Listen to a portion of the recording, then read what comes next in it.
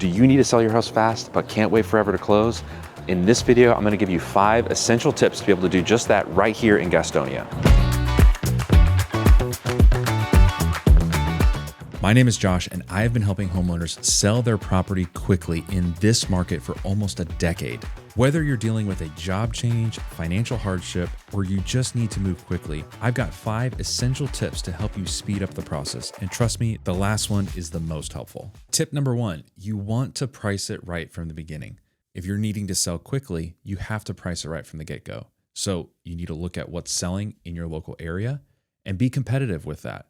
Overpricing the property will scare buyers away, and underpricing it, you're leaving money on the table. You want to find a happy medium where you're happy with what you're walking away with, but you're also pricing it not at the very, very top of the market. Some of the worst advice that somebody can give you is to price it high and just work your way down. We see this all the time where a homeowner or a real estate agent decides to list the property for a little bit higher than what it should sell for and just work their way down to see what happens. And it ends up being a stagnant listing. And a stagnant listing is a dead listing. Tip number 2 is to boost the curb appeal. When a buyer is looking at a house, first impressions are everything. When they're pulling up to your place, do they see overgrown grass, piles of leaves everywhere, and trash piled up next to the garbage can? Do what you can to clean the place up and make it look impressionable from the get-go.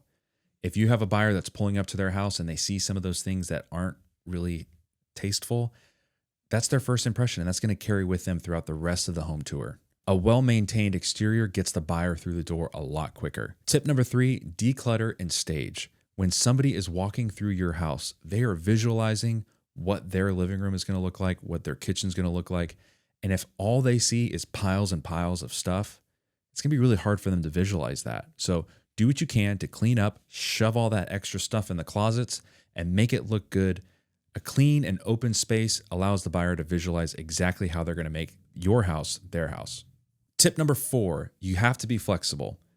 Whenever you're showing a property, you want to make sure that you're as accommodating to the buyer as possible. If they want to see your property on an evening or weekend, you better say yes. You want to capitalize on every opportunity where somebody's interested to look at your property. If you say no on an evening or weekend, that may be the only time that that buyer has a chance to look at your property. The more showings that you can get and the faster that you allow them to get through, the faster you're going to get your house sold.